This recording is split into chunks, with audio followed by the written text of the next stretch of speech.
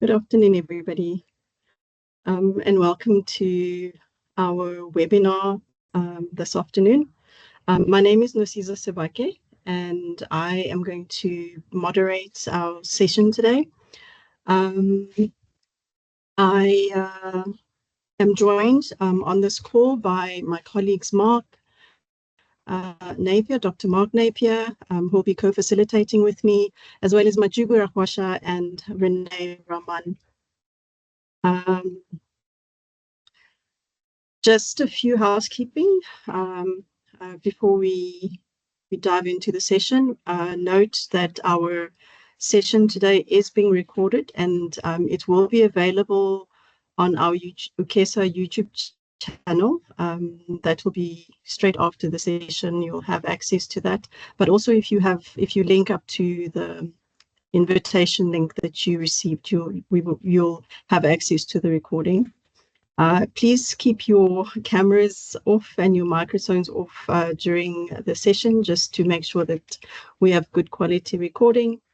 And also, I'm sure you'll have lots of questions as the session is going on. Please do submit these at any time using the chat feature that we have for you. And I'll manage those questions towards the end in our open discussion session. So for now, I'd like to hand over to Dr. Mark Napier to introduce the session, our panelists, and to provide an outline of our agenda for the afternoon. Over to you, Mark. Good afternoon, everybody. Thank you so much for coming. Yeah, we're very pleased to be starting off this current round of webinars from the Urban Knowledge Exchange, Southern Africa, and very privileged to have some really good speakers here today.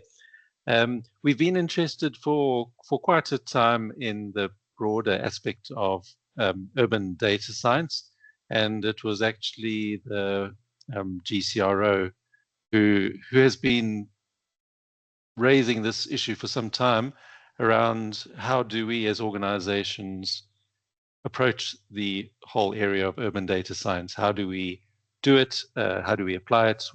What do we release to the public? And so that's really the topic of our discussion today, is and also not just urban data science in practice, but also the degree to which these kind of initiatives and platforms can be open. And then there's different types of platform that are proprietary, and then sometimes it's a mix of what's accessible and what's not. And so that'll be some of the points for discussion. So I think urban data science is quite an interdisciplinary area, and we use it to understand and to improve urban systems through planning. And it's often about integrating different methods, using data, spatial analysis, urban studies, and it's really at the heart of it is evidence-based decision-making. And I think all of our organizations work in different ways to do that, and that's really what we want to ask the panelists to talk about and to help us to think about as we go forward. So we have three very excellent speakers. I'll just mention their names. Their full bios will be on the event on the uKESA page, and we'll also fill out that page after this event with the bios and the presentations and the link to the recording that Cesar mentioned. So we've got Dr. Laven Naidu from the GCRO, Gauteng City-Region Observatory, which is between the province and Wits University, and he can also explain that. He has been applying AI and machine learning and geospatial data science to urban and SDG-related challenges. And he serves on the NRF Earth Sciences panel and is an extraordinary lecturer at the University of Pretoria. So thanks to Dr. Naidu, he'll be our first input. Secondly, a colleague, Karika Karsten, a senior engineer at the CSR, holding a Master of Engineering in Industrial Engineering. And she focuses on urban growth modeling and developing decision support tools for municipalities. So we're very interested to hear her explanation of the approach to data science that we as an organization and impact area have. And then thirdly, Haja Dlamini, who's got a Master of Philosophy in Urban Studies and is the data manager who focuses on urban development and the public sector. He's with the South African Cities Network. So we're very pleased to have the three panelists. They will each give an initial input of 10 to 15 minutes. And then we'll have a couple of panel points for discussion in the panel discussion. And then towards the end, we'll open it up for broader discussion. You can place questions in the chat, or as Cesar has said, or keep them for the discussion towards the end if you want to actually talk about those issues. But we really value your responses. Okay, thanks, Cesar. I'll hand back to you.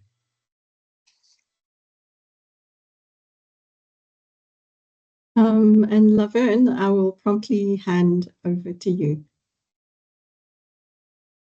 Okay, thanks a lot, Cesar, and thanks a lot, Mark. Good afternoon, colleagues. I'm just going to flag my presentation here.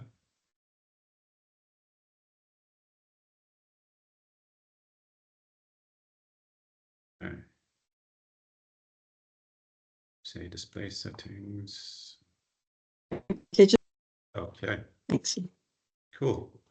Thanks, I can see it. Thanks. Okay, great, Cesar. Okay, good afternoon, colleagues. My name is Laverne Naidu from the GCRO, and I'm a senior researcher there, leading the urban data science portfolio within the GCRO. And my presentation today is going to be more or less focused on the suite of work that we're doing across a whole variety of different sectors within the Gauteng City region, but kind of taking those like different formats of work and splitting up into these issues of open data, proprietary data, as well as hybrid platforms, and how we can basically take these different data sets from different sources and produce something a little bit novel that we can also publish and also share with our government partners as well. We have just a few collaborators with us on this particular presentation, the NICD being one of them, University of Pretoria, the CSR as well, and DLR, which is the German Aerospace Agency. Okay. All right. Okay, so what is the GCRO? So just a very brief indication of what it is. It's just a basic institutional collaboration between the University of Johannesburg, the University of Witwatersrand, the Gauteng provincial government, and organized local government in Gauteng. So our main focus in the unit is policy-oriented research, and not necessarily the short term, but more or less focused on the medium to long-term applied research. And this is where we get into the data analytics and urban data science sort of portfolio, where we're actually using a lot of the information for benchmarking studies, as well as comparatives, report writing for government and policy briefs, as well as our own academic contributions as well. So the main point here is that majority of our work and outcome is based on quantifiable metrics, which we can actually use to inform different policy or decision-making, as well as also academic endeavors as well. So without further ado, this is just a few of our different themes, and this is where the open data science kind of fits in the top. We have rebranded our data analytics and informatics and visualization team into urban data science to embrace where the field is actually going. So without further ado, so our main focus, or the real portfolio, or the real strength of our portfolio within the urban data science space, is that we are dealing with mostly analyzing the polycrisis within the Gauteng City region. That's looking at the different crises of increasing population density, which we see in the bottom right, of increasing high densities, close to 1,000 people per kilometer squared, all the way to looking at service disruptions and interruptions, which are actually happening within the water and electrical sectors, and kind of quantifying that from a spatial perspective and monitoring these different interruptions over time. Also looking at satisfaction to the quality of water, unemployment, as well as GVA performances across the Gauteng City region. So our main bread and butter when it comes to urban data science is kind of analyzing and quantifying this polycrisis that we're experiencing in Johannesburg, as well as benchmarking the different metropolitan areas, as well as the city of Johannesburg against other areas and other metros around South Africa, and also having a little bit of international scope as well in our work. So obviously other motivations include pathogen X, or the threat of pathogen X. We have learned a lot from COVID-19, but not necessarily what sort of mechanisms can be used as an early detection tool, as well as what actually drives these different pathogens. So a lot of projects that we have within the GCRO also focuses on that particular aspect of work. Other aspects look at state corruption, which is looking at within the procurement system, as well as how we can actually monitor government expenditure, as well as how government is actually spending their money appropriately, and actually introducing mechanisms such as machine learning to improve the ability to kind of monitor irregular expenditure and so forth. So a whole variety of sweep of different projects which we are actually currently working. The first main section of projects deals with proprietary urban data science applications. So this is more or less applications which use data that's kind of blocked away based on getting information from service providers, or us collecting the information from with our different partners in the field, which are not necessarily shareable within the aspect of machine learning, but we are using some open data layers within that context as well. And one of the big projects in this space is the Carbon Atlas project, which we are doing at the GCRO. And that's more or less quantifying the different colors of carbon across the Gauteng City region in terms of its carbon sinks as well as carbon sources. So the colors of carbon are more or less a very whimsical term, but it kind of links to more or less how carbon is actually introduced functionally within the landscape, the different characteristic traits and localities within the landscape. And we feel that this particular framework implies that carbon is not the same irrespective of throughout the different landscape, and it takes different forms depending on the activities. So we chose that particular framework, and you can see in the bottom of that figure where we get the different colors. So green carbon itself is the carbon that's stored in trees and grasses, while teal carbon is the carbon stored in wetland vegetation and so forth. And the other sort of sources or other parts of carbon, which we are also continuing the research in terms of its emissions, and that will be kind of discussed a bit later. So this is just a quick outline in terms of the scope of the work. So this particular proprietary information we'll be using is a whole variety of LiDAR footprints which we have acquired through the assistance of the CSR back in early 2018 and 2020, where we collected a lot of field data as well across the different biomes around South Africa, collecting a whole variety of basically tree AGB, which is above ground biomass, of height and diameter above breast height. We use allometric equations to understand site level biomass, which we converted to carbon. Other aspects, such as the teal carbon aspects, we kind of went into specifically within the grassland biome, and we cut basically sample sites within such areas like Carbon Wetland, Chrissy's Mere, and Hogsback, where we clipped samples which we can correlate to satellite sensors, but with the main focus on dryland and wetland vegetation when it came to that. So this is just a quick example of some of the data points which we collected, and we kind of wrapped it up within a machine learning approach to kind of predict green carbon in this particular instance across the Gauteng City region. We intersected that with a lot of municipality layers, such as the different shapefiles and boundaries, and we found that Mkhali City is one of the basic metropolitan areas which have the highest concentration of green carbon, and that's probably due to the Mkhalisberg range, as well as looking at the structure of this green carbon. And you can see a large of the urban forests are actually present in terms of the high levels of green carbon found within the city of Johannesburg and city of Tshwane as well. And the main point here is that a lot of this green carbon itself is not necessarily located within undesignated areas. It's not particularly protected. So there's a high risk of actually being lost through urban development and other sub-risks and activities. This is an example of the teal carbon contribution that we actually created throughout the Gauteng City region. This is one of the first products of teal carbon across the Gauteng City region. And what we can see here is also a very different, slightly different image here, where we can see a lot of the urban-based systems where the vegetation occur within these wetlands having much higher carbon content than some of the natural systems. And that could be a result of some of the effluent and some of the urban transformations which are adding into that system itself, which can lead to high levels of biomass as well. Intersected that with a lot of some of the layers that we got from SANBI in terms of the sustainability, or in terms of which areas are of critical concern, as well as areas which are protected or not.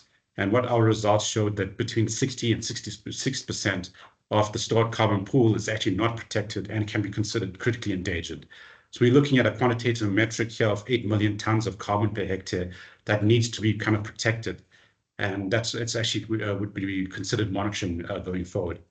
Moving on to the hybrid sort of urban data science applications, and that's a combination of open and proprietary data sets that we have used. This is a quick example of building volume per capita or per person, which is just a quick indication of telling you the amount of livable space available per person in Gauteng. We took a very novel data set from the German Aerospace Agency, which is a building volume layer, which is freely available to the public, and we basically divided that by a hexagonal data set, which we got from GTI, GeoTerra Image, our population specifics and data that we got from them, which is a bit of the proprietary side of the data angle. And we created what is known as a building volume per capita metric, which gives you an indication of housing crowding across the Gauteng City region. And this is a particular figure on the left, which indicates the map of crowding of the building volume per capita across the Gauteng City region. And the areas of informality pick up very much as areas which have very cramped conditions, or areas that have between 0 and 10 meters cubed per person. And that's basically 2 by 2 by 2.5 meter space per individual in these areas. And when we intersect that information with a whole lot of population or income layers, as well as the number of households, we find quite a stark response here, where we're getting people with very little or with low income kind of occupy 13% of the total volume or building volume within the Gauteng City region. So a very small portion of livable space they're actually occupying, but that particular income bracket encompasses close to 60% of the total households found across the Gauteng City region. So it indicates very, very dense conditions which are occupied within the low income class. Other aspects which are more linked to the procurement fraud sort of applications are looking at spatial validation of government infrastructure and with respect to healthcare facilities. We have a very good intern at the GCRO, which used very high resolution Google Earth imagery and intersected that with a lot of healthcare expenditure facilities that we got from the Office of the Premier to kind of monitor how projects are actually developed over time, to see whether these particular institutions or these healthcare facilities have been actually completed, and what is the actual expenditure linked to that. And this particular information is being wrapped up into a rapid research report, which will be made available. And that's kind of highlights how these particular structures are some are completed, some are not completed at all, though they are tagged as being completed, and some have been completed but went over budget. So that sort of information is being collated and analyzed within a rapid research report. Going on to the pathogen X scenario, we have a collaboration with the NICD, the National Institute for Communicable Diseases, and that's in terms of understanding how pathogens are actually spread based on socioeconomic parameters and demographic parameters, which may contribute to the spread of that. So this is also sort of work that intersects 3 different data sets: the clinical data sets, which are more found in the hospitals, and but more importantly, sewer wastewater treatment, or the actual collections from the sewers, which can be used as a proxy for whatever the clinical data is not being collected or not encompassing, and finally integrating our socioeconomic data sets within that to kind of unpack this particular image to see what areas actually have higher rates of incidence of a particular pathogen that are not being seen in the clinical data sets. So that's kind of the idea of this particular project. And finding a good relationship, then we'll just apply machine learning and AI tools to kind of monitor the risk and spread across the Gauteng City region as well. And these are some of the outputs which we have actually already accomplished through the course of this particular project. One of the publications has also been out this year. And finally, moving on to our open data science applications. And this is where we actually developed a few platforms which I'd like to share very briefly. This is one of the examples of modeling gross value added products across time within the Gauteng City region using light information satellite imagery. And we kind of, one of our colleagues here created a very a novel HI, or I would say robust random forest model that can actually predict using the CSR mesozone data sets to predict GVA across the time period from 2012 onwards, and even going into the future using the random forest model itself, and actually monitoring the changes in GVA at a very granular level, even during the times of COVID, and actually monitoring the different impacts at a more local scale. and that particular colleague is doing a PhD in this particular work too. A final aspect is looking at urban informal settlement typology, kind of moving away from the idea that settlements are just mapping the extent of settlements, in terms of understanding the risk and vulnerability as well as the structural characteristics of these different settlements.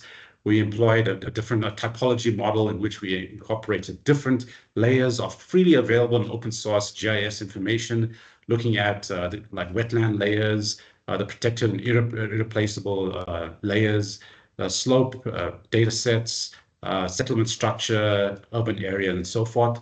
We integrated that into a typology to give a classification of these different settlements that can be more informative to the different government partners in terms of just saying that the settlement exists in these particular areas. And this is some of the results we have in terms of different informal settlements indicating different typologies, which have different levels of risk and clustering and structuring across the landscape.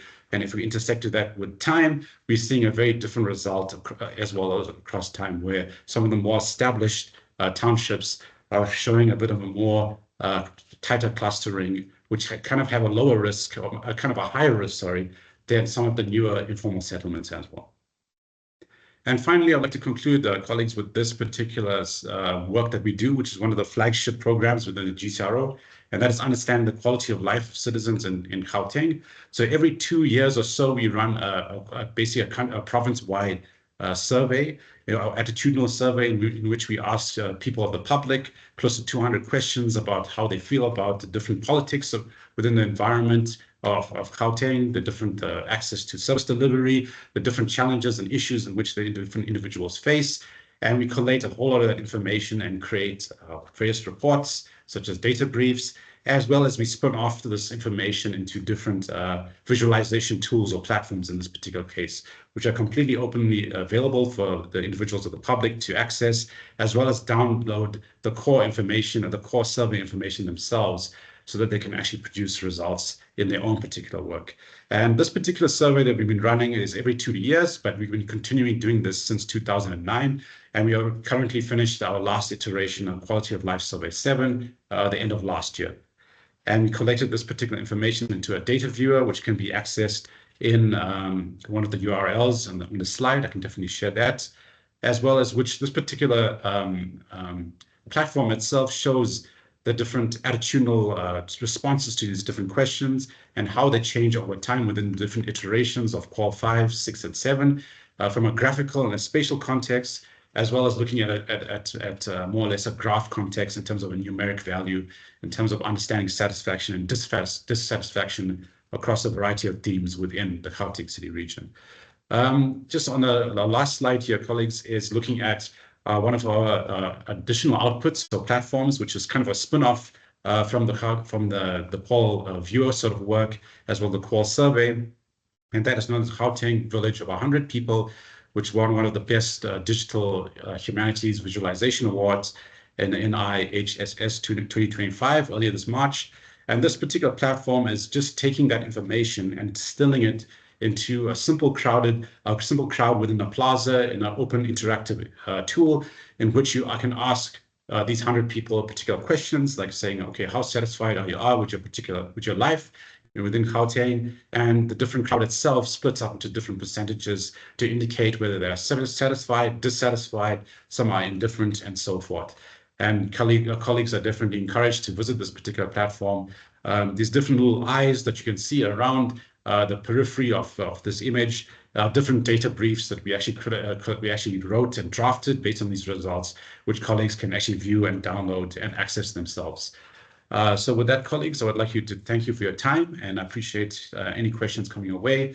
Our big aspect within the Gauteng City-Region Observatory is a lot of these products are openly available in terms of more on the open sources of projects. So we kind of very much forward-facing when it comes to sharing a lot of this information, outputs, even data to some extent as well.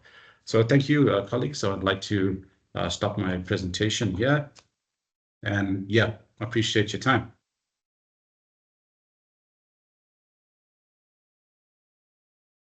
Thanks very much, Levin. I think Caesar's having some connectivity issues, so I'm just going to quickly do the segue But thank you very much. I think we'll come back to a lot of the questions, and thanks for covering so much ground. I think there'll be a lot of different aspects that particular people want to take further, and so it's given us a really good overview.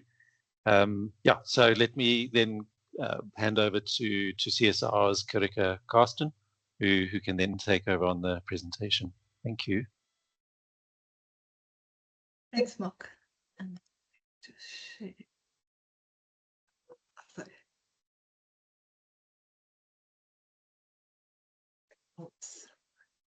Yeah, so good afternoon, everyone. I'm Karika Karsten from CSR, and I'll do a presentation on the urban growth modeling side of urban data science that we are working on. So why urban data science in urban growth modeling? Cities are growing rapidly, and in many municipalities, population growth is outpacing infrastructure expansion. And this places an enormous pressure on housing, transport, water, energy systems, and then often results in either congestion, service backlogs, or rising costs. There's also a growth in informal settlements, specifically in hazard-prone areas, and that has limited access to basic infrastructure. And this just puts more pressure on planning, and yeah, it just makes it more complex.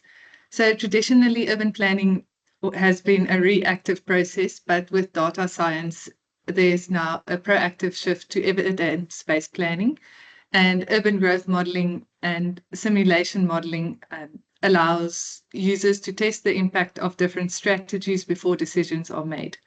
The CSIR has developed an urban growth model adapted for the South African context that enables the creation of shared scenarios of how the city might grow.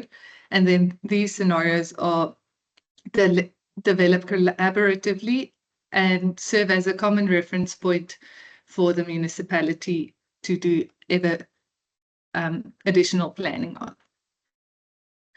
So looking at the data needed for the urban growth modeling, we start with the raw data, which is the census data. We currently still use the 2011 census data, but we are looking at upgrading the data to the latest census data.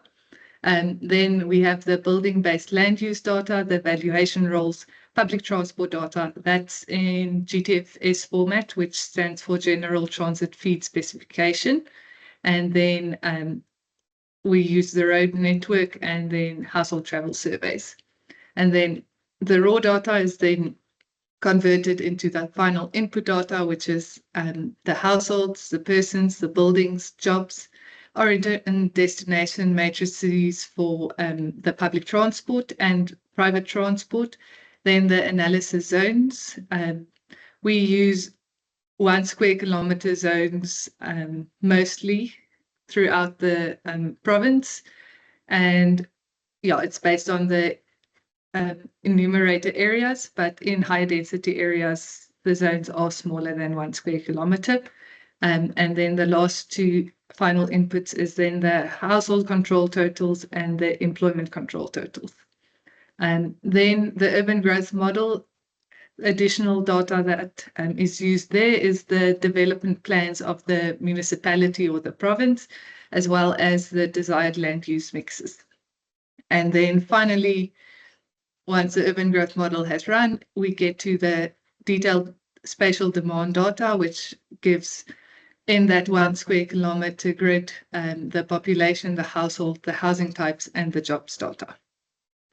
And then looking at the data processing, so getting from the raw data to the final input data is a long process, but we have set up systems. There's the GIS processes and then the Python scripts.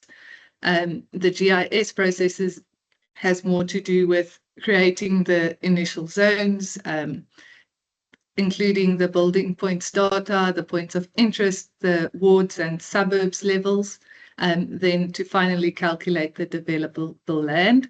And then the Python scripts that we have set up to streamline the process is for the building classifications, for updating the household data, and determining the relocation probabilities. Yeah, there's many more, but this is just a highlight of that. Then the basics of the urban sim model. So the urban sim model is set up using the 2011 census data and base 2011 data, and then it's validated at 2018 with data sets that we had there. And then once the team is happy with the model, the scenario modeling can commence. And the model consists out of three main types of models, which is the regression model, the transition model, and then the location choice model. So the regression model is used for the real estate price models. So that's to predict the building prices per zone and then per building type. The transition model then matches the household and the job growth to the control totals that we gave as input. And then the location choice models, there's about 25 of them.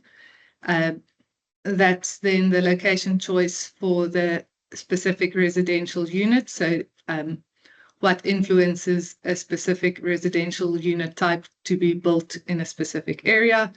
The same goes for non-residential units, and then for households, for 7 different household incomes, we do that, as well as then the 10 employment sectors. So that's all the different models that then, once we're happy with the prediction of those models, with the validation, the scenario modeling commences. And yeah, then the model provides the detailed spatial demand as I previously mentioned. And then this spatial demand is in the 1 square kilometer, but it's mostly aggregated to the ward or planning region level, but the data is available at that detail level for the municipalities. Yeah, so then the city plan platform, so that's the platform we developed to create, to assist the municipalities. So starting off on the left is the GTFS platform. That's a platform we developed to create public transport data. Yeah, the feeds required. It is in that specific GTFS format. There we have seen a problem with sharing the data, as some of the, specifically, we've seen the subsidized bus operators are quite hesitant to share their data publicly due to various reasons that we can't control there. Then the CSV Builder, that's a tool we developed to streamline the process for non-technical users to create data sets required then for the scenario planning. So that's just creating the different economic models, so different population and employment control totals, and then creating development projects and the zonal mixes required. So then once the user created the data sets in the CSV Builder, they can put it into the scenario planner, which is then the tool that runs the urban growth model. They set up the scenario and just link the files from the CSV Builder there. And then once the scenario is run, for Joburg, it takes about an hour for a scenario to run, which runs from 2018 to then 2042. And then those results are shown in the dashboard, which is also a tool we developed to then look at the different indicators to assist the municipalities in their planning.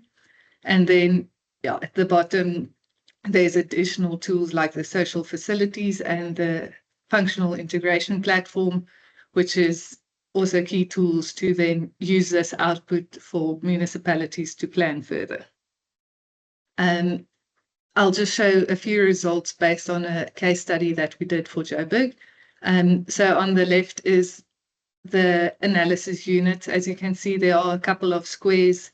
Those are the 1 square kilometer, but then in the higher density areas, the zones are smaller. And then everything is aggregated to the planning regions as shown here on the right. Yeah, so initially you can just see a summary statistic. So this is looking at the SDF scenario, so the recovery and growth scenario. So we did 2 economic scenarios for them. It's a low growth after the COVID scenario, and then a recovering scenario where the economic growth slowly improved to where it was pre-COVID. But yeah, so this is then just a general summary of all the statistics. You can see the number of jobs, households.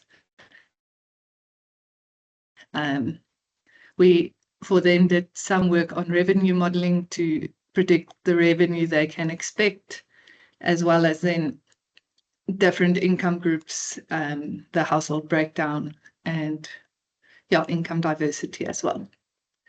Then there's the mapping view in the dashboard for the specific scenario. So you can scroll there on the left through the years. It starts at 2018, and then you can scroll through the years up until the final year, which is 2042 for this one. And then showing the households and the jobs. So households in red, jobs in blue. But you can add any other of these you want to select, the household density, or you can carry on. And then the next one, so this is now just showing the formal versus informal residential unit density. Then this is the scenario comparison. So if you run more than one scenario, you can compare the two. This is for the low growth economic scenario versus the recovering growth economic scenario. So the only thing that changed is the economic growth, which then influences the population breakdown in which income groups they are, and then the total number of jobs. But yeah, you can see the number of jobs in the low growth is lower than in the high growth, as well as a significant increase in the informality, 30% for the low growth, where it's actually decreased in the recovery and growth scenario to 23%. And yeah, so here you can look at the indicators for different building types. This is a trend scenario versus a SDF scenario. So the trend scenario is just a continuation, no specific plans implemented from the municipality, where the SDF is then specifically implementing the SDF developments. And so for the SDF, there's a drive for densification, where with the trend scenario, it's just low density houses. So you can see the left, the low density houses is higher than on the right, whereas the high density there at the bottom right is much higher than the high density at the bottom left. And then you can compare the maps again. This is once again the trend versus the SDF, where you can see the urban sprawl happening there in the green highlighted area, where in the SDF it's contained to the already urban areas. Yeah, then some key lessons we learned is that urban data science does not just depend on, or the success of it does not depend on just the technical models, but also on the data availability and quality. Access to reliable and up-to-date data remains a problem. And yeah, it is something that having specific data formats can assist, as with the GTFS, slowly building up that data format to be able to use it in other things as well. And then collaboratively design or co-design with municipalities. So working closely with the municipalities, creating shared scenarios. This approach ensured that the municipalities buy into the results and trust the results more, and then use it for further analysis. Thank you.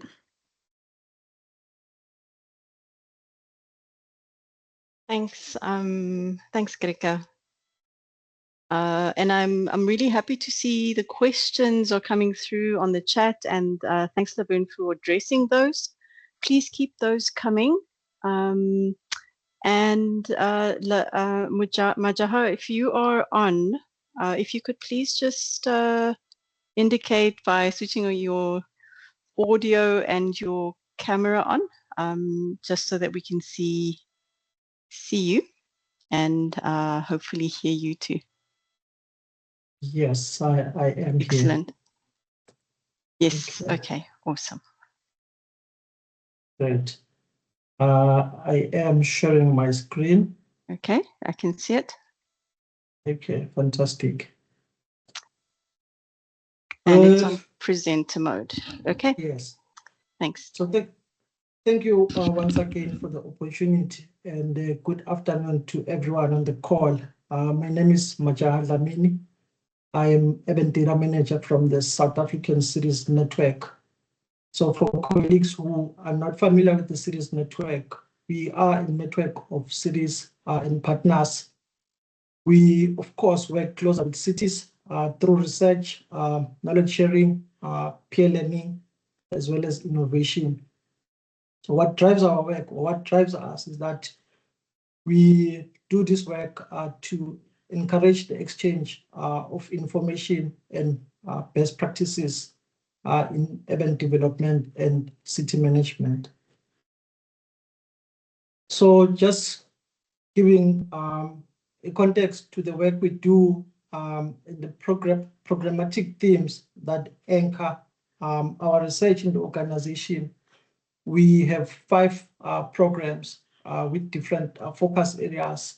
I'll quickly rush into them. We have the well-governed cities, which focuses on urban governance and municipal finances. And then, of course, we would have your productive cities, which looks at your job creation and rethinking urban economies. We also have your inclusive cities, which has a focus on the built environment and urban safety and youth strategies. And then fourthly, we do have the sustainable and resilient cities, which is a focus on climate change adaptation and efficiency and urban resilience. And innovative cities, lastly, which is anchors urban data intelligence and the division that I'm working under. So here our focus is, of course, monitoring and evaluation through the use of data, as well as looking at urban data intelligence, as I've also mentioned. So through these programs, colleagues, we have a number of flagship publications. So one of the key ones being the State of Cities report, published every 5 years, coinciding with the local government term.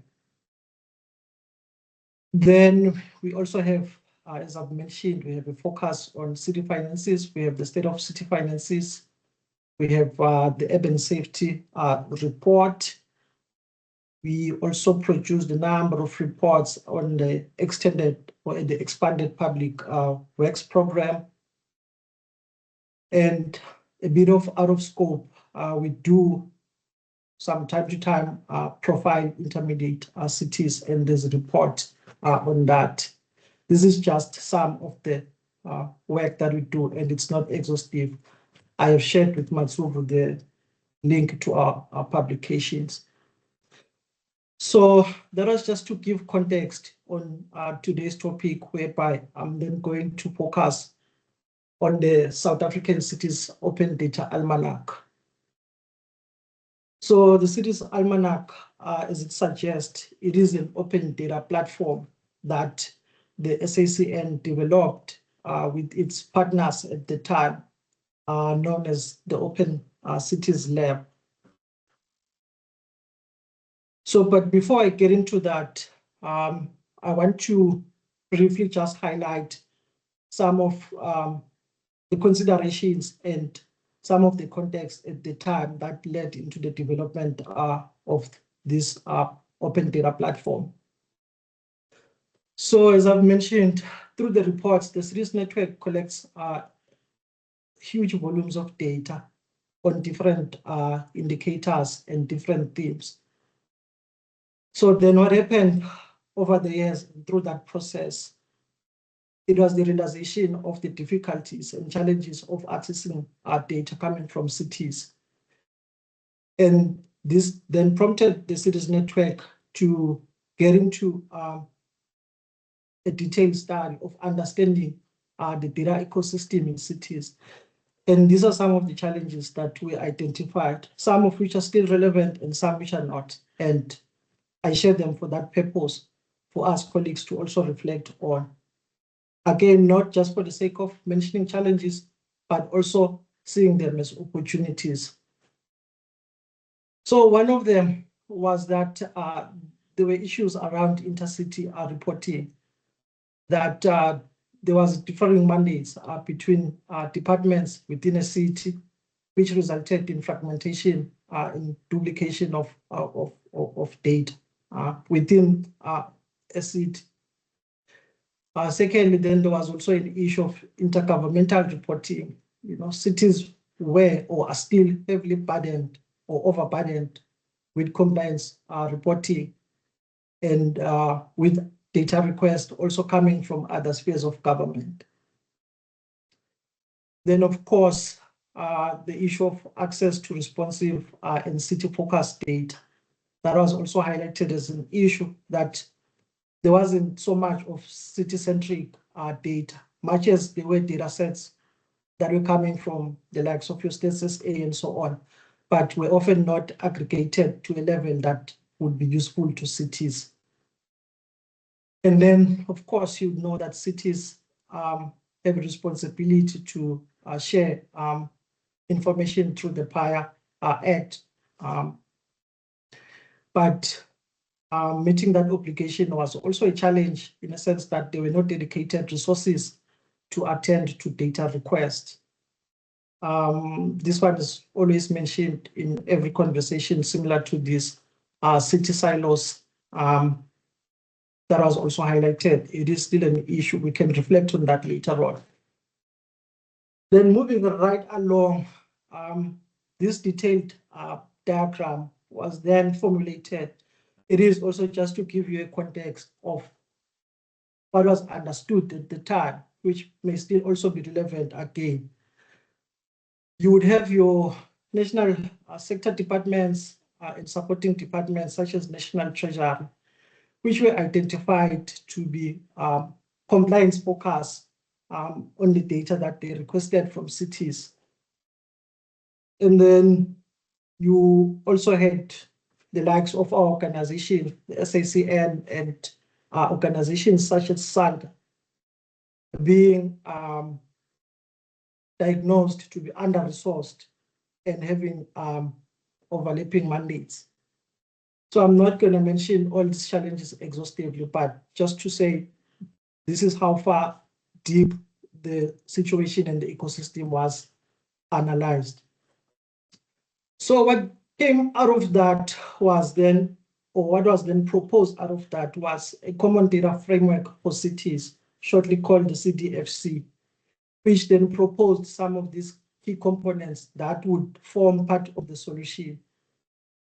And to our analysis years later, we acknowledge that the fact that much as it was for diagnosing the situation, but proposing some of these as solutions would be or was very ambitious, and it was somehow also overwhelming. But nonetheless, some of the things that were proposed there, which then gets to what I'm going to discuss in detail, was the development of the SACT's Open Data Almanac to try solve or mitigate some of the issues that I've mentioned above. Then they also proposed some reporting services where cities could have a template engine that will make it easier for them to just copy and paste and make it easier for them to report. And then again, a common indicators codebook was also proposed, which forms part of the Open Data Almanac now, and I will get into that. So this common data indicators codebook would, of course, aggregate the main indicators that cities were required to report on, to have that central place where cities could identify and understand those indicators as it was identified as a challenge. And then, of course, the issue of capacity building was also identified. I've also already touched on some of these functions and what they tried to achieve. So maybe just to focus on the last one, which was the South African Council on City Data. This was a council that was proposed, which would form part of different colleagues from cities and from national departments, where they would be able to convene and discuss online groups and forums and encourage peer learning.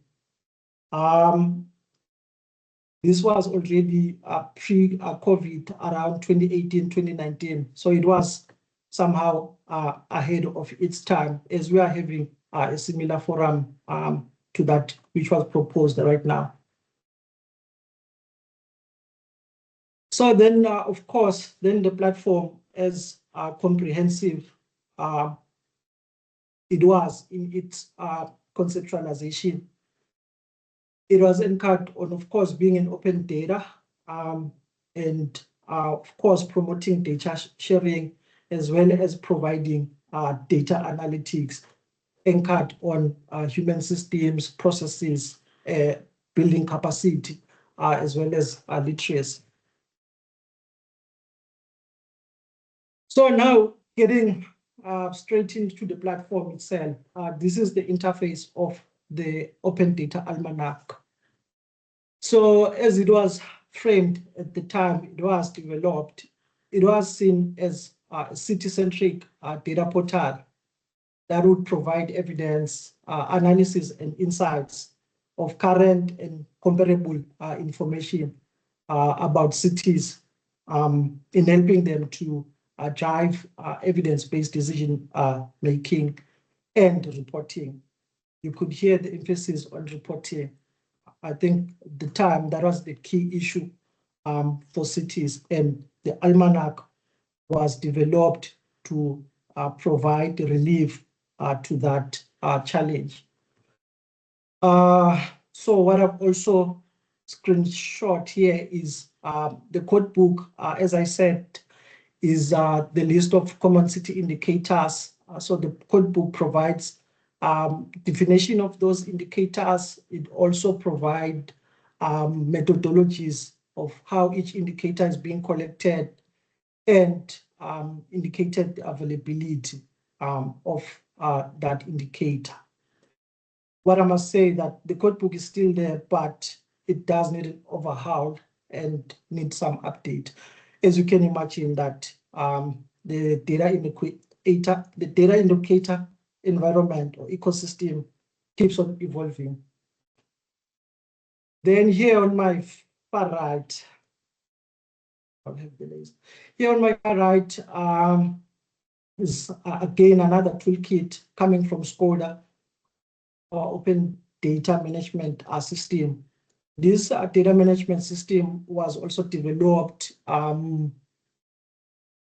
with SICAN being an open tool for open data portals. So what we are able to do here is we are able to upload raw data coming from the reports that we produce.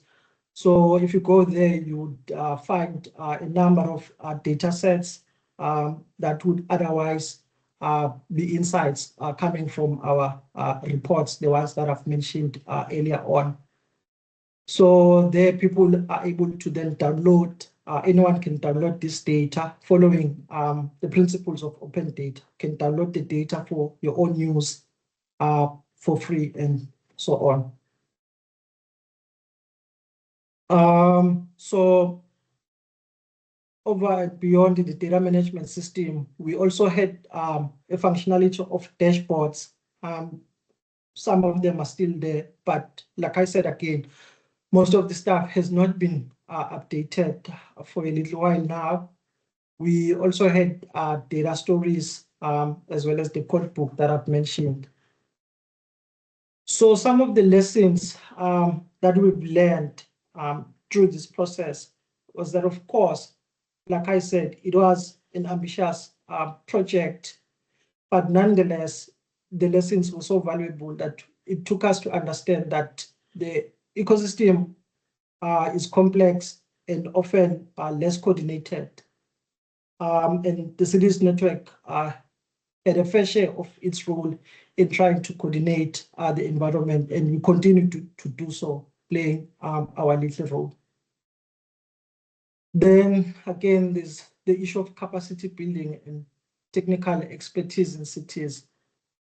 Cities were often stretched in terms of meeting data demands, driving analytics, and so on, as I've also mentioned. My fellow panelists also mentioned the issues of data quality and consistency and standardizing. So of course, this is what the common data indicators tried to solve. Then again, it takes finances and financial stability to sustain this kind of tool. And the organization is currently reviewing that in saying that we need to find a better way of doing it than how we did in the past. And then again, just like many other open data portals, we had an issue or a challenge of user adoption and sustained engagement. We used to collect search engine optimization data analytics, trying to understand our users and trying to understand how often they interact with the tool. At times, the numbers were not encouraging, I would say. But then again, because of the other challenges that I've mentioned, and perhaps maybe some feeling like the portal was overwhelming or not easily accessible or understandable or relatable to the work that they do in cities. But then again, moving right along, what we've been currently doing is we've been developing some dashboards behind the scene. Of course, we still work a lot with data for our own purposes within the organization, and now not just for cities and for everyone, but for our own work internally. So these are some of the dashboards that are under development, which we plan to share in the near future. We will share with this platform as well. So here we're just looking at the population dynamics. Of course, we have a census that is no longer recent. It's about 3 years now. And then we have data sets coming from your general household surveys from Census A. We're looking at some of the indicators there as it relates again to our programs and research outputs. Here again, we look at revenue over time in cities, how each of the cities was performing in the last 10 years when it comes to revenue and expenditure.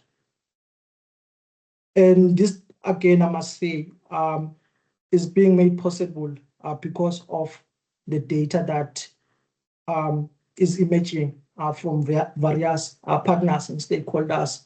The data for revenue, for instance, will come from your national treasury, as you may know. And this data on jobs growth and industrial structure would come from your spatial economic activity data. So really, again, we do depend a lot on such stakeholders which provide meaning to the work that we do. thought maybe also to add this example. This is coming from our urban safety report, which is from the Inclusive Cities program. So in the last editions of this report, we have started providing spatial analysis at the police precinct level, helping urban safety planners in cities to understand the spatial distribution crime in their cities.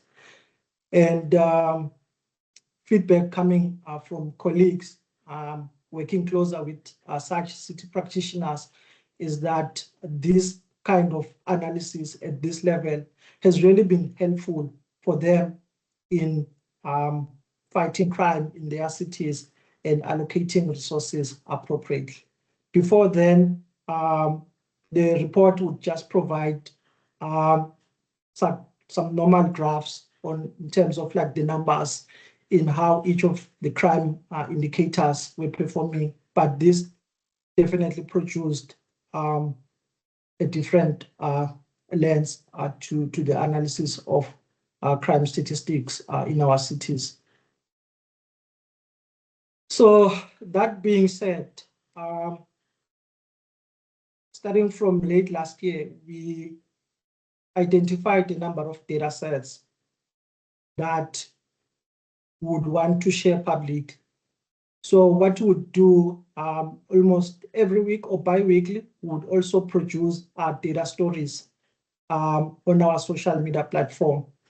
So this is a screenshot of one of the data stories that we posted. I think that was about 4 months ago. We were looking at the top 5 revenue contributors in cities. And it was encouraging, I must say, and it is still encouraging as we continue with that process of making our knowledge and information easily accessible and understandable to our audiences.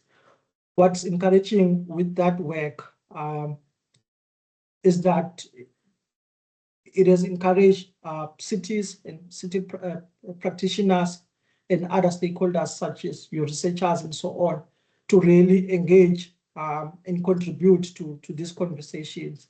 You see it here below. I've just also indicated the number of engagements that we received. This post was one of the ones that we widely shared in our platform.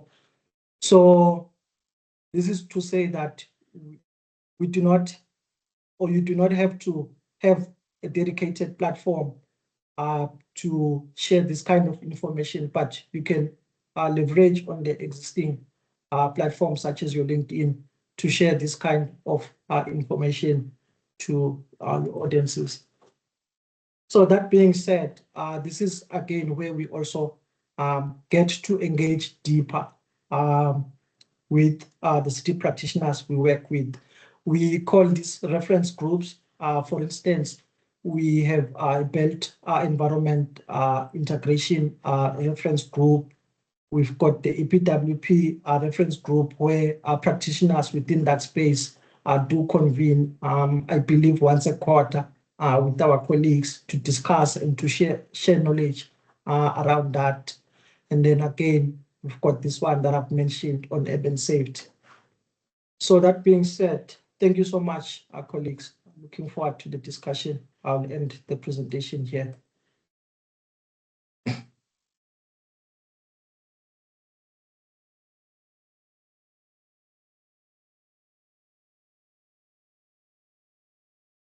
Thank you, Majaha. That's wonderful.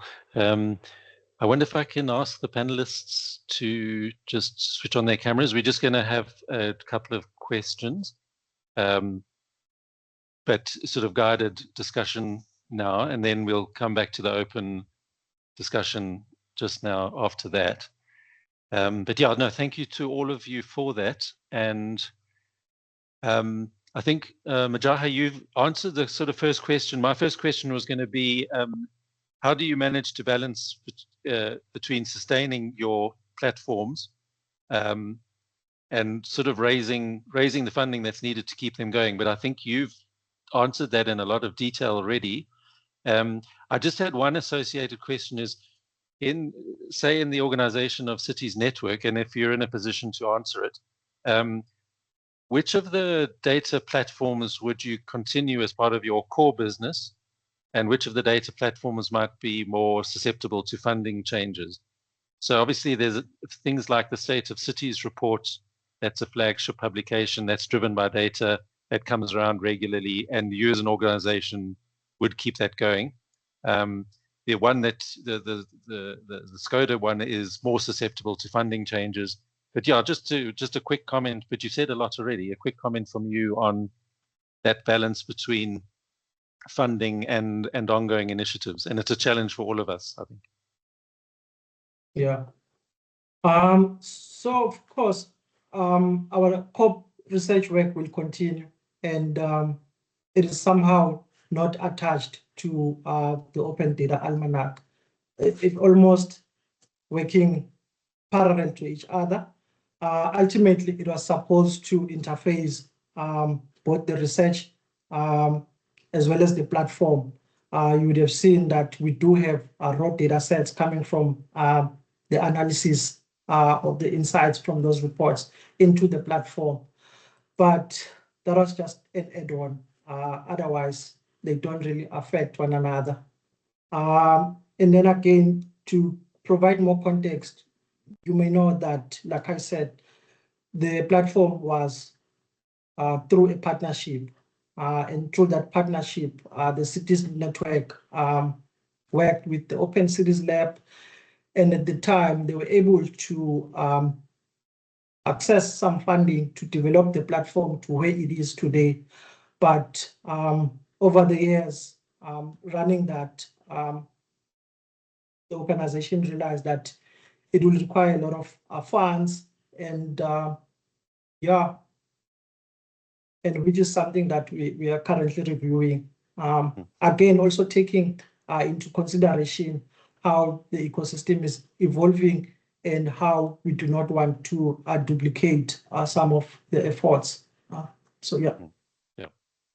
No, good. And thank you for being so open in your presentation and sharing the lessons, because these are challenges. And even that last point you make about it, shifting landscape in which different players come in and do things in different ways over time. So yeah, thank you. Karika, a similar question to you. Speaking from your involvement in the area, the challenge of sustaining these various platforms and the funding models that sit behind them.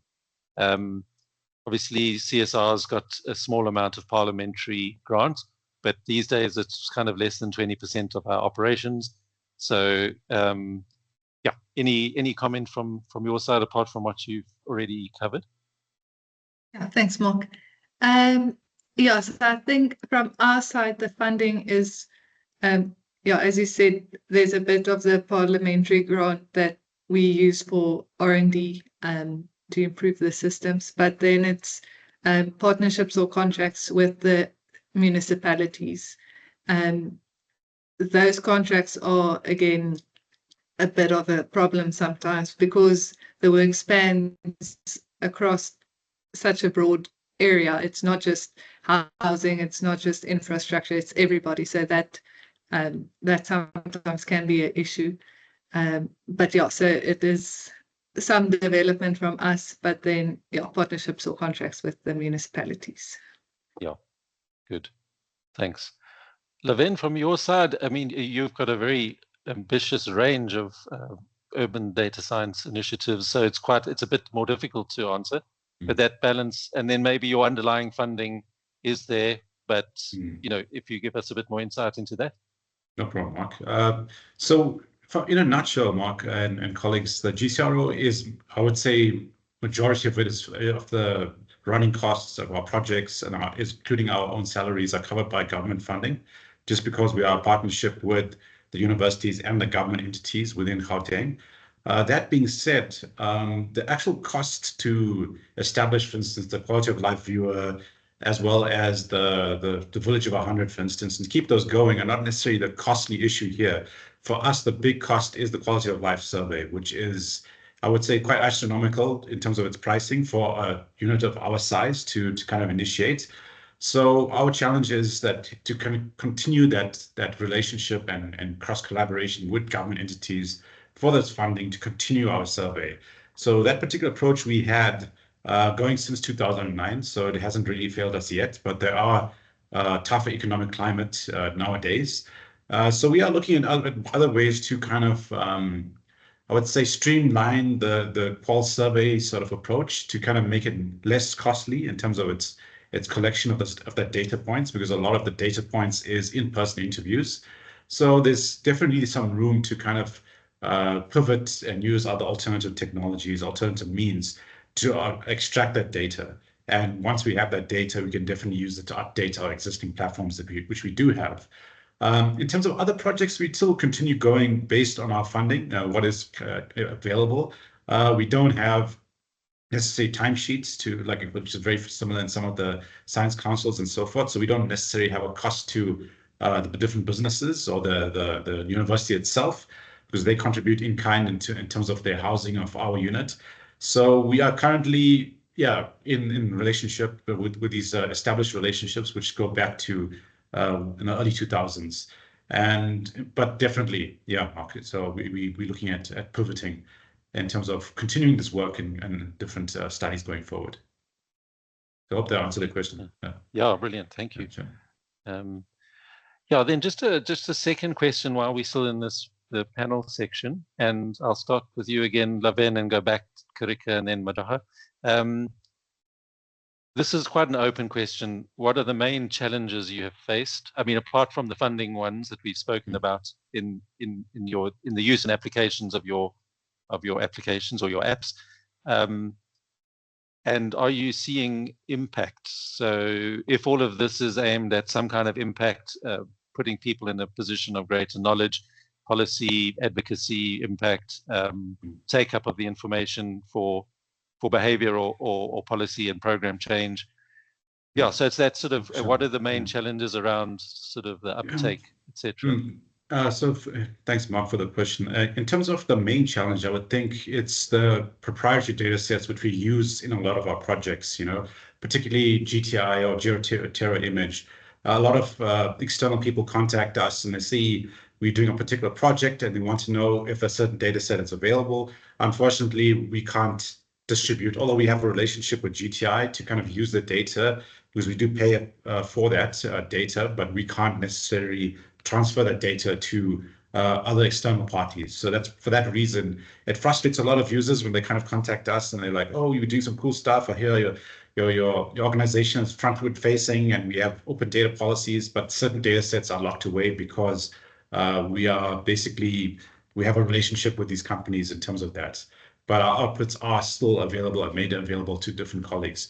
So that's kind of the main challenge. But on the question on impact, I would say the easier sort of metric within our organization was definitely citation rates, and for academic policy, for academic research, that's a good indicator that we use. But the big portion in terms of interaction with government, we find it a bit difficult to measure that in terms of saying, okay, we did a project on the spatial validation, for instance, and we give that to the Office of the Premier. And for us, we are kind of like the agents in terms of providing that information, but have very little say in implementation of those different outcomes. So we try our best in due diligence to kind of create these reports and products which are kind of facing different audiences within the government structures. But in terms of implementation of that, we don't have much say in that. But we do take a strong stance in terms of co-funding or co-producing, I would say, in terms of the different outputs. We do have a lot of government officials which are pretty much present members and research members nested within these projects. And that's kind of how we are working with the officials in terms of co-production and producing this information that can get to that initial impact, because both the government organizations as well as our institute is moving towards that grassroots impact. So we are kind of working on that through the process. So so thanks, Mark. Thank you. And I would say to people to go and look at all of so there's the knowledge products, there's the data tools, there's a very rich range. There's quite a lot that we also reflect on our open knowledge exchange that's been kindly, put forward by the GCRO. So that just links you through to the GCRO. But we particularly like that app with the 100 people and the visual representation of being able to engage with those quality of life issues, sectors of information, which really unpacks some of what would be a dry statistic and puts it very visually. So I think those those types of both those kind of apps are really useful for reaching people, I think, in a broader sense. For sure. Thanks. Thanks. Karika, any observations on our side around the impacts and the uptake of what we're doing, and the main, apart from funding, the main challenges that you might have experienced? And it's obviously not just the urban modeling, we've got other products as well, but in your area, main impacts and challenges? Thanks, Mark. Yes, I think challenges I spoke to a bit about already, but the data availability, data quality, I think everybody here can speak to it, is a challenge. So we have seen setting up the standards like the GTFS and creating a tool where it can be created and managed and stored. That does bridge the gap a bit, but there are still many other data sets that do not have a standardized format. And everybody just does it as they see fit. And even we also noticed with the development projects that you need for the urban growth modeling, many of the municipalities don't necessarily have specific location of the developments that they're planning or that were implemented, the number of houses that were built, the jobs that were created. So it's a lot of just basic data that I think is the first step that we need to address, just to creating those standards of which the data must be in. And then the question of sharing the data comes next, but first just creating that data. And then, in terms of the real world impact, so creating the scenarios with the municipalities, seeing how over the course of the period, their understanding of a change, and specifically with Joburg, where we had sessions after we created the scenarios, talking through the outputs of the model, and then it sparks debates about, but we thought that was going to happen. The model completely changed what they thought was going to happen, or the impact of it. And then also the knock-on effects then of the infrastructure planning, the social facility planning. I think we have seen the effects of that and the application of it in the real world. Joburg's now just the most recent case study, but we've been working with Gauteng as well, and for the social facilities tool, eThekwini was also, we also did a social facilities, not specifically urban growth model, but the social facilities accessibility and analysis. I think these tools really assist them and put numbers and pictures. It just makes it more impactful, and they can see clearer the vision, and then also planning based on the same scenarios, and not just every department planning on their own, but having the base data set and everybody agrees upon that scenario and plans for that specific future. Great. Thanks, Karika. Just a reminder, if anybody has questions, you're welcome to put them in the chat, so we'll go to an open discussion now. But Majaha, any last words from you around impacts? I mean, Cities Networks, also your knowledge hub is amazing in terms of the range of information and very powerful stuff that comes out from the data information into actual knowledge products and communication. But I think you've covered a lot of the big challenges in your lessons. But how would you, apart from say your hit rate and your acquisition and the behavior of online behavior of people, are there other ways that you measure impact or see impact for the tools that you make available? Yeah. So maybe the impacts that I can touch on in as far as the Skoda portal is concerned. I believe that it was, to begin with, one of the first of its kind. It was somehow, or in many ways, a guinea pig within the ecosystem.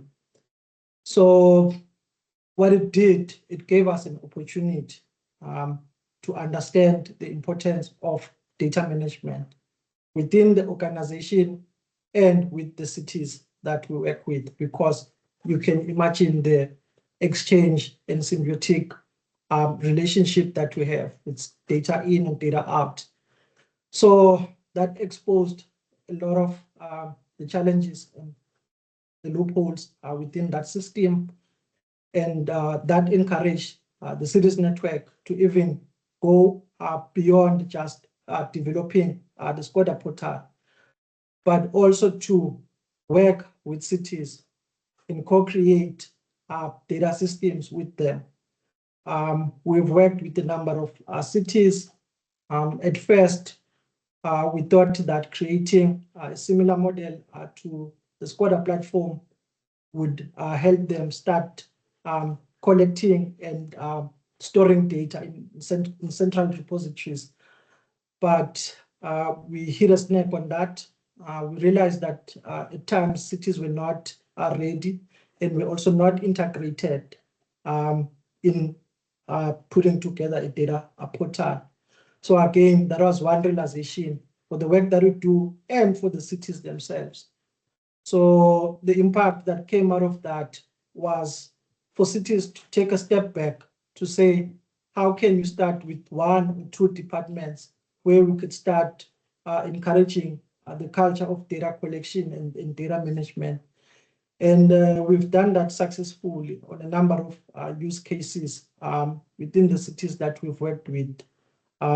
Some did have the open data portals, but were never launched, again, for other internal issues at the cities. But nonetheless, they took from that process and moved on to develop solutions that were fitting to their situations. One successful example that I can mention that adopted the Skoda model is the Durban Edge platform, which is almost similar to Skoda, and they were almost developed at the same time. We worked with closely with the city, of course, together, working with the Open Cities Lab at the time through our partnership. So that would be one key impact in as far as the platforms and encouraging data culture within our cities. But as we have mentioned, of course, a lot of the impact and the strength of the organization is within the reports that we produce. I think that is undoubted, and we continue to do best within that space. Thanks. Good, brilliant. No, thank you so much. We'll go over now just to a broader, open to the floor for anyone who's got further questions. Thank you to the panelists. We'll keep you online, please, for the difficult questions.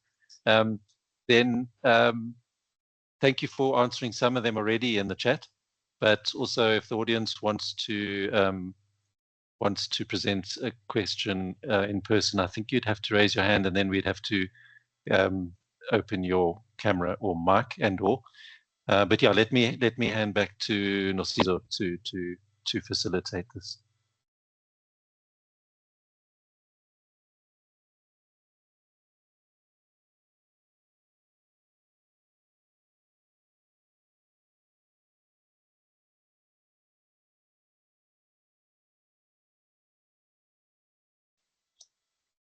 Thanks, thanks, Mark, for that, for managing that session, and thanks to our panelists as well. I'm walking away from your presentations today with like an understanding of, or a renewed understanding of just how important spatial data is for decision making at local government level. I think one has a sense of it, but just again seeing the data, it's just highlighting that anew for me. And the element of partnerships or partnering ran across all your presentations. And I'm curious as to the kinds of questions that are coming on the floor, and if anybody has additional questions to ask. But for me, those were the things that are just, as a non-planner, are just are highlighted again. Renee, if I could ask from your side if there are any questions that haven't been answered, if we could have sight of those. These are all questions that were raised in the chat have been answered. Oh, fantastic. So thank you very much to the panelists for addressing those. For Frank Moffat's sake, Karika, could I ask a follow-up question to his question? So he asked, does the CSR offer training to those interested in learning how to do urban growth modeling? And you answered that we don't yet have that. You've probably gone through it in your presentation, but maybe could you just emphasize what the process is like to address issues around or understanding of urban growth modeling? So we do provide training for the municipalities who have to create the scenarios. Okay. So we do provide training on how the model works in general, and then how to set up the specific models. But yeah, not specifically on urban growth modeling to the municipalities or in general to the public. And do we have papers maybe that have been written that could support some of that? Or is that an there has been a paper written. I'll just have to get the link to it that I can share. Okay, so we'll add that to the events information for you, Frank. I hope that satisfies you. I don't know if there's any additional questions. Yes, you're welcome to raise your hands and directly ask a question.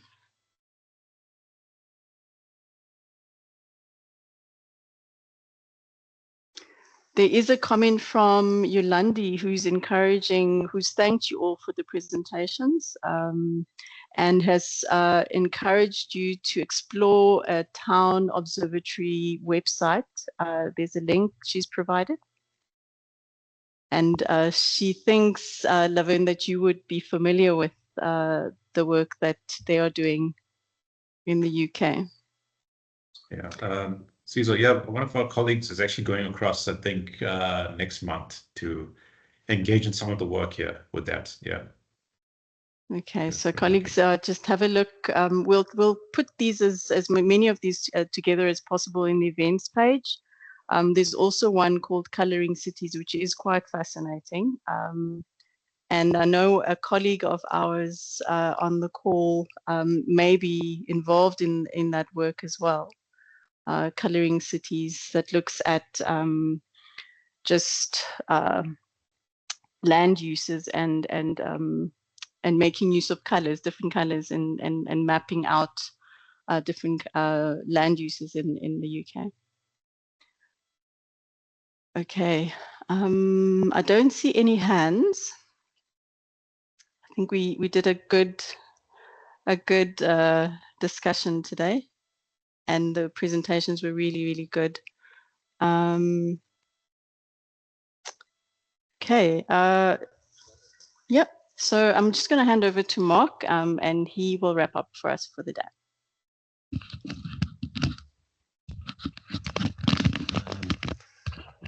Okay, thanks very much. And yeah, we're multitasking here because the advantage of a poor Wi-Fi is you actually have to sit in an office.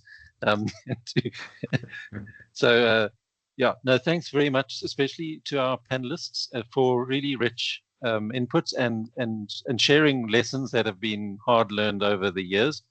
And that's incredibly valuable for the audience, I think, and all of us who face similar issues.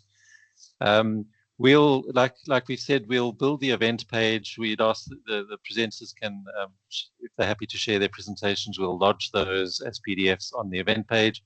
And then we'll also make the recording available on YouTube. And then some of these comments in the chat, I think, would also be really worth recording as notes to the meeting. I'd also like to just thank the team in the background, Renee, Matsubu, Sizo, for all of the organization behind this, and also to the DSTI, who's also funding us this year and makes these kind of events possible.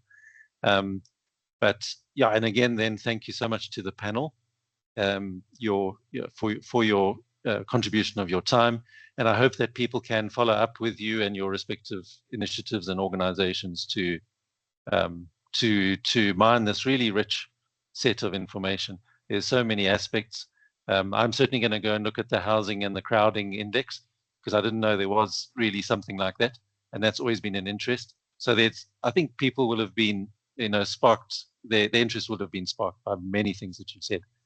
So I think that's kind of covered. Have we missed anything else in terms of next steps? I think always, if you want to keep up to date with any events, we've got the email alerts on the webpage, but we'll share that with you. Can you hear? Sorry. There's just to keep an eye on events on the uKESA page. So there will be, and if you want to send any comments or suggestions for upcoming webinars, or even to volunteer to present, we're always happy with volunteers. The email is ukesa@csr.co.za, or any one of us you can write to. Okay, brilliant. Thank you so much. Thank you, everyone, and thanks to the audience. Really, really great to have you all here. Thank you. Thanks, Mark. Cheers. Thank you. Thank you.